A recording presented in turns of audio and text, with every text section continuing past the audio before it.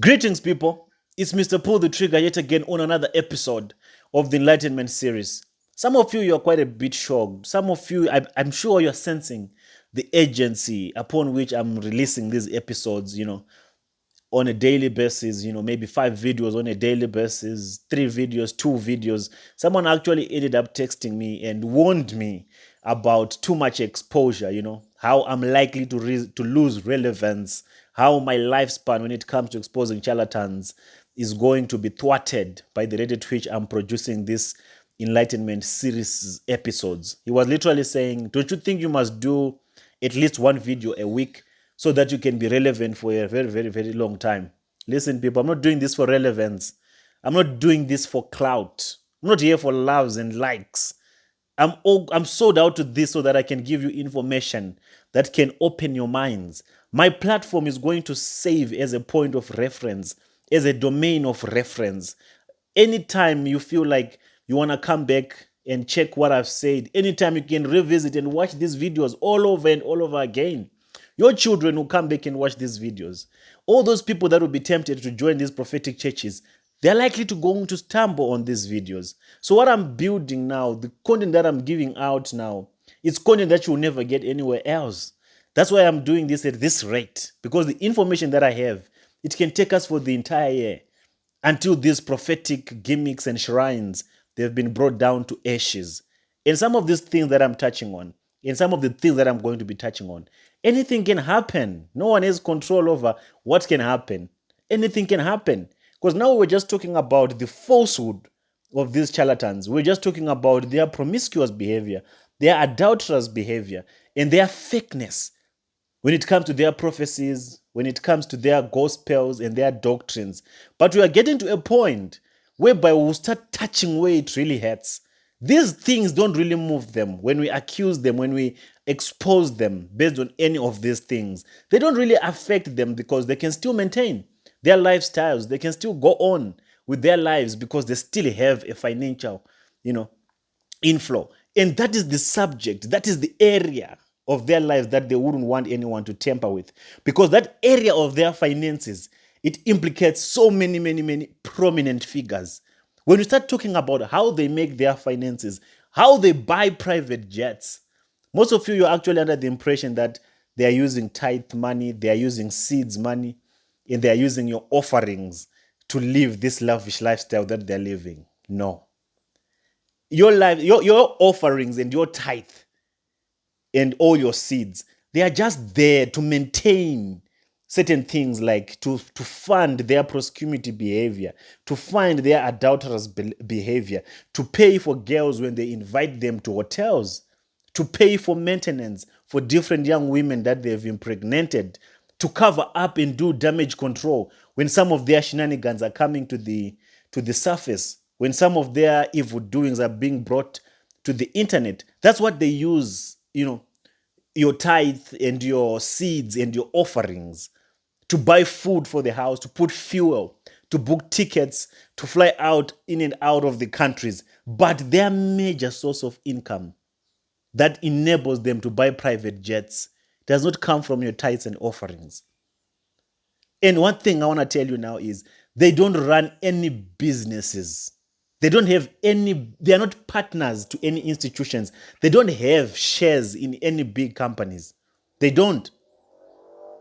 And that is the secret. That is the type of content that I'm going to bring you now that will bring them to their knees.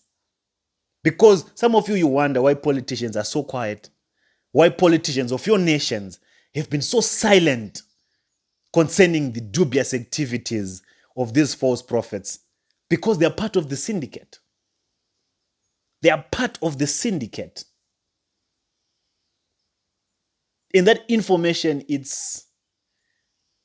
will enlighten you. It will open your minds now. To think Solomon bought 3 private jets with offering money? No. With tithe money? No. There's no particular financial, or whatever you call them, kingdom financiers that can buy Solomon a private jet. 3, to make it even worse. Where that money comes from, it's an entire big syndicate. An entire big syndicate now that will draw their attention on this one. Now they will really now come hard on me. If you thought they are silent, they are not being moved. When I start talking about their financial syndicates and their implications with with dubious and tax evasion and all these money laundering schemes that they are doing using the church, using this structure called the church, the non-profit organization, as they have registered them. Because remember, the reason why the church has become an open door for any other business activities or even for any other politicians that want to move money out of the country. The reason why they are using the church is because the church is not being monitored. The church is not being regulated. The church is not even paying taxes. Don't you get alarmed when Sumen or when Adeboy or when Jeremiah Omoto on a basic Sunday service, they declare offerings of millions of nairas. They declare huge offerings. But when you look at the congregants, the class of the congregants in the church, they can never raise those amounts of the offerings that they declare. That's one way that they use to do their, money laundering schemes. And have you ever wondered why these churches, these mega churches, Oyakilome has just done it as well. They have these internal microfinance banks, microfinance institutions. What do you think those are for? The CFOs of these churches, the chief finance directors, they're living a very soft life. They know all these things that I'm talking about. As these charlatans are watching this video now, believe you me, they are shaking as we speak. Because this is the kind of information that really brings them down to their knees. The information on their, financial scandals and syndicates.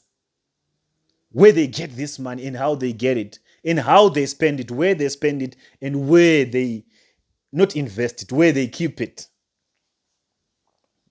Those microfinance institutions that they have in the churches, they're not meant to help anyone.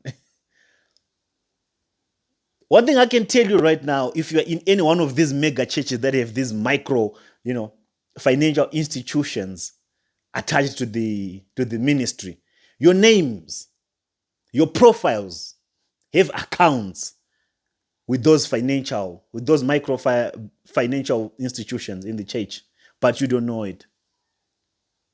When you give your information to these churches, when they ask for your information, your personal details, they are using those details to launder money. They are using those details to clean their money. But the question you should be asking yourself is, where is that money coming from?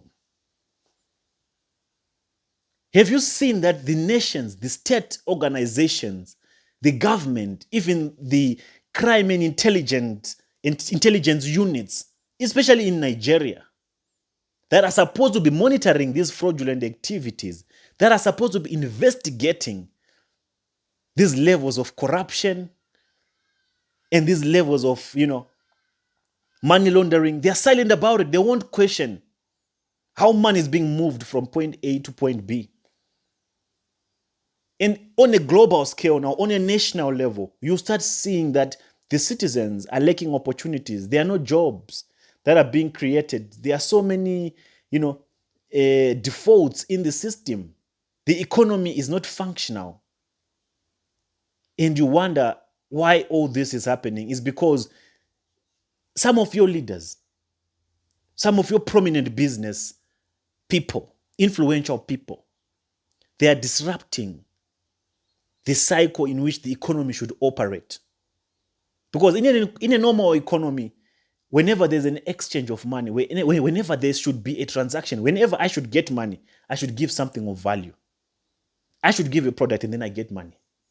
But when we get to a situation whereby money is just being given and money is being taken out of the country and there was no any form of trade that was conducted, that's why you end up having the economy shrinking and the economy having to end up going to get loans from the international monetary funds, from the Bank of London, from different banks. across the world, getting loans so that they can sustain their economy. But what the leaders of these countries choose to ignore is what is causing this. It's not like they don't know that this is happening. They know. But they can't speak about it because they are afraid of losing political relevance. Because they know that these charlatans, they have a command of the masses. They are commanding huge crowds. And once they want to touch this subject, you see even Adeboye one day, he came out and then he started bashing the government of Nigeria. When the government of Nigeria wanted to start investigating how these financial institutes, these micro banking systems in churches are operating, when they started to start audit the finances of churches, they will come out, these leaders, on their pulpit. They'll build a pulpit. They'll be on the pulpit and start bashing the government to say, now look what they're trying to do. They're trying to suppress religion, our freedom to religion, our freedom to worship. Church of God, we cannot allow the devil to use the government, to use our government. And the government, being political conscious, they know that if they start touching these issues now, they will lose a political advantage to their opposition. That's why they choose to ignore it. Whenever these institutions that investigate corruption, investigate crime, want to get their fingers in these matters of money laundering that is being done by these churches, and they get that response from the ministers of the so-called prophetic gospel, they will be told by the government, no. Let it slide. Let it be. That's why the economy is always in a mess. Because our leaders are not standing for their citizens. In as much as they know that this is happening, they will choose to take a popular decision to win majority of votes, but at the expense of masses. As the church, you can't know these things. You really can't. Because you are just in a box, you are in a frame, and they say you can't see the picture if you are in the frame. You are in this frame, you just don't know, you are so confused. But when we start doing this investigative journalism that I want to do for you and expose these financial syndicates, it's going to be bad.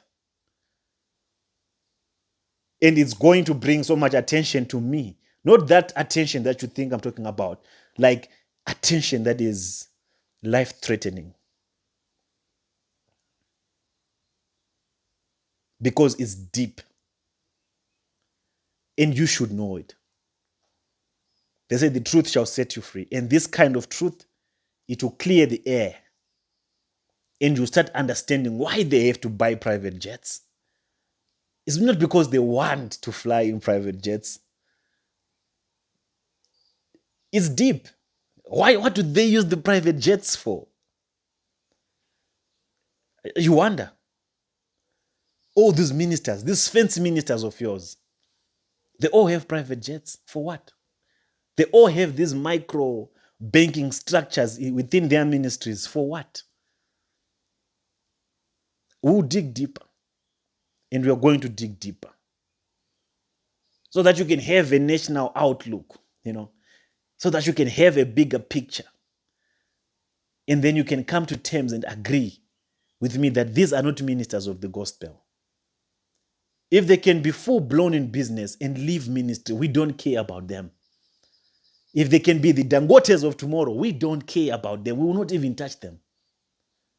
If they can have their offshore accounts and run all these illegal activities, we will not even care as long as they leave the pulpit.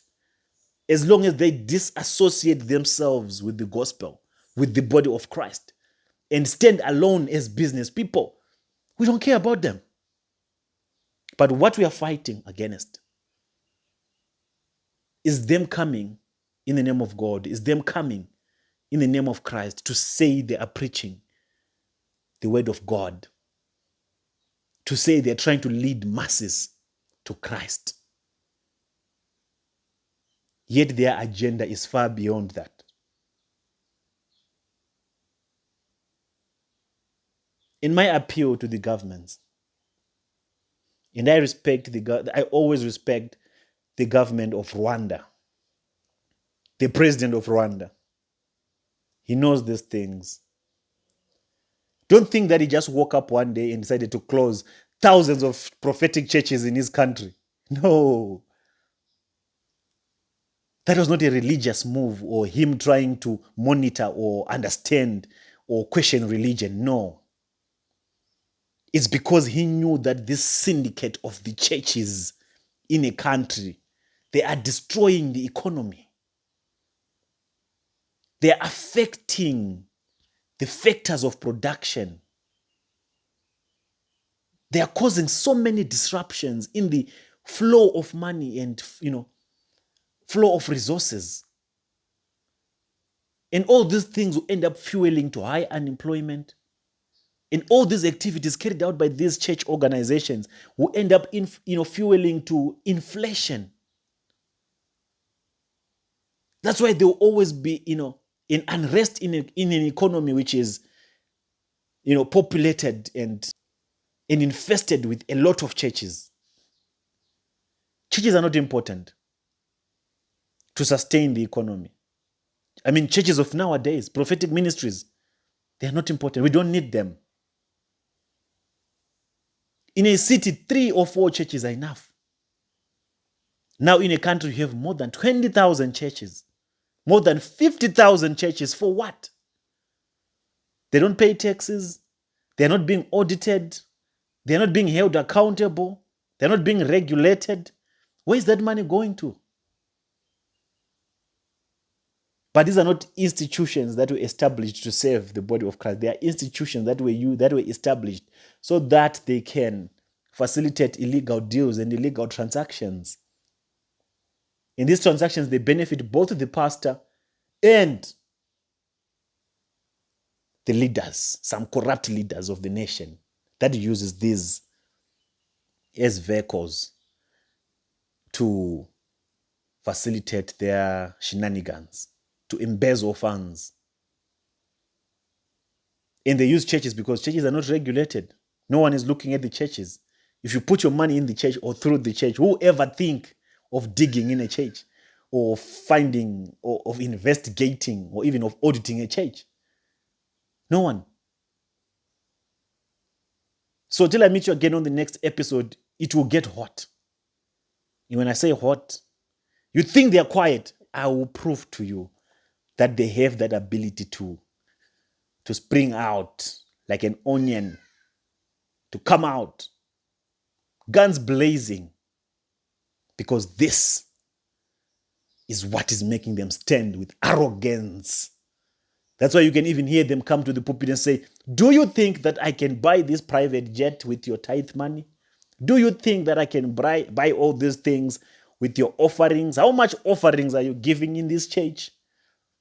I am a businessman. Other than being a prophet, I'm a businessman. But what business are you doing, Mr. Clergy? What business are you doing? Give us one name of your company. Show us the website. Let us visit its physical location.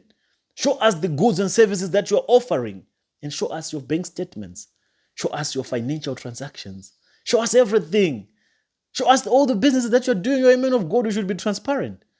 You're not running any business. You know it. And now we are getting there. You see them establishing branches in different countries across the border. Oh, those are just structures. That's just real estate to facilitate all these embezzlement of funds, state funds, government funds, funds that are meant to develop African nations. That's why we say these churches are a cancer. These churches are a serious cancer in any economy. Any responsible government should ban all these churches that just come, that are not bringing any positive contribution to the economy. Especially African churches, they don't do anything. They don't do any justice. They don't provide any value. So let me check you on the next episode. It's Mr. Pull the Trigger. I'm out.